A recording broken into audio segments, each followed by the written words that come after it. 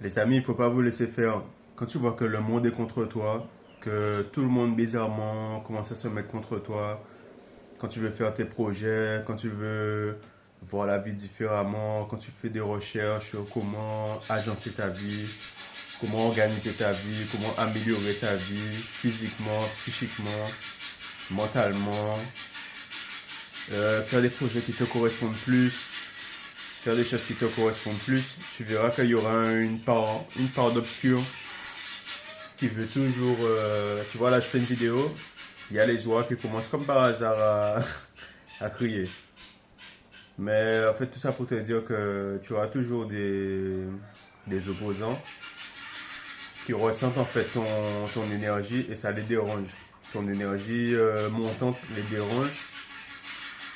Surtout ceux qui sont habitués à te côtoyer, tes amis, famille, qui sont habitués à te voir petit, entre guillemets, ou qui sont habitués à ne pas te voir prendre ta vie au sérieux, ou en tout cas, quand tu étais au-dessous d'eux et que tu les déranges pas en fait.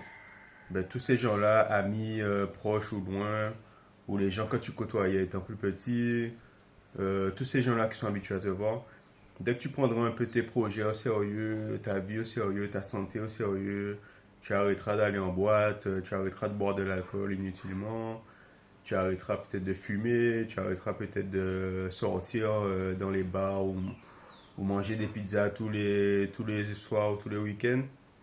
Mais tu verras qu'il y aura des opposants, il y aura des gens qui vont te dire mais qu'est-ce qui te prend? T'as suivi une nouvelle formation, il te prend la tête, etc., etc. Donc tu verras que ben, en fait c'est toi et toi à savoir où tu vas, à savoir si tes objectifs te correspondent et si ça t'apporte quelque chose en fait. Si ça t'apporte du positif et tu vois que tu évolues grâce à ça, tu continues, tu persistes et tu fermes la porte à ceux qui veulent te... Peut-être qu'ils le font pas consciemment, ils le font pas méchamment, ils le font pas exprès. C'est un esprit aussi... Tu sais, l'humain, il a un esprit un peu conservateur.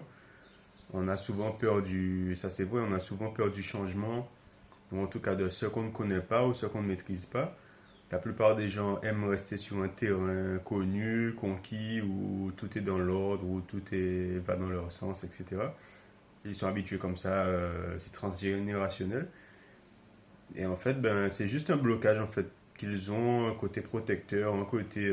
voilà, tout le monde n'est pas fait pour changer de vie, tout le monde n'est pas fait pour changer de dispositif, de prendre des nouvelles...